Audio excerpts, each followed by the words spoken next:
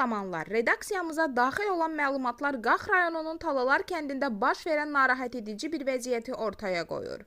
Bildirilir ki, kənd sakini İver Dardaraşvili tərəfindən qanunsuz şəkildə kömür istehsalı ilə məşğul olunduğu iddia edilir. Bu fəaliyyətin isə həm qanunvericiliyə zidd olduğu, həm də ətraf mühitə ciddi ziyan vurduğu qeyd olunur.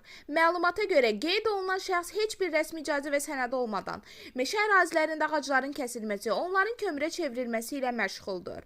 Nəticədə Talalar kəndi ətrafında yerləşən yaşıllıq zolaqları və meşə sahələri ciddi şəkildə təhlükə ilə üz-üzə qalıb. Bu isə təkcə təbiətə deyil, həm də bölgədə yaşayan insanların sağlamlığına və ekoloji balansına mənfi təsir göstərir.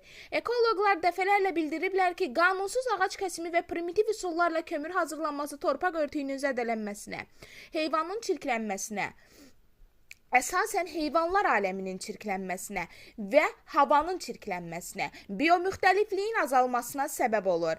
Təəssüf doğuran hal isə odur ki, belə halların bəzən uzun müddət nəzarətsiz qalması daha böyük problemlərə yol açır. Məsələ ilə bağlı üzümüzü tuturuq bütün aidiyyatı qurumlara və güc strukturlarına. Ümid edirik ki, məsələ ilə bağlı aidiyyatı qurumlar, Ekologiya Təbii Sərvətlər Nazirliyi, həmçinin hüquq mühafizə orqanları bu iddiaları araşdıracaq və qanunsuz fəaliyyətə hüquqi qiymət veriləcək. Əgər qeyd olunan faktlar təsdiqini taparsa, qanunvericiliyə uyğun olaraq ciddi tədbirlər görülməlidir.